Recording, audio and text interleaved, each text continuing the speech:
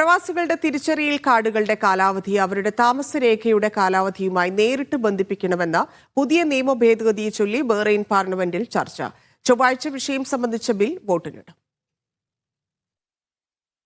പ്രവാസികളുടെ തിരിച്ചറിയൽ കാർഡുകളുടെ കാലാവധി സംബന്ധിച്ച് പുതിയ നിയമ ഭേദഗതി പ്രാബല്യത്തിൽ വരികയാണെങ്കിൽ ഒരു പ്രവാസിയുടെ ID കാർഡിന്റെ കാലാവധി അയാൾക്ക് രാജ്യത്ത് താമസിക്കാൻ അനുമതിയുള്ള കാലയളവിൽ മാത്രമായി പരിമിതപ്പെടും. അതിൽ കൂടുതൽ കാലാവധി നൽകാൻ പാടില്ല എന്ന് നിഷ്കർഷിക്കുന്ന ബില്ലിന്മേൽ പാർലമെന്റിൽ വിശദമായ ചർച്ച നടന്നു. ഭേദഗതി നടപ്പിലായാൽ പ്രവാസികളുടെ വിസ അവസാനിക്കുന്ന അതേ ദിവസം തന്നെ ID കാർഡിന്റെ കാലാവധിയും അവസാനിക്കും. രാജ്യത്ത് നിയമവിരുദ്ധമായി തങ്ങുന്നവരെ കണ്ടെത്താൻ നിയമ ഭേദഗതി കൊണ്ട് സാധിക്കുമെന്ന് ബില്ലിനെ അനുകൂലിച്ച് ചർച്ചയിൽ പങ്കെടുത്തവർ വിലയിരുത്തി.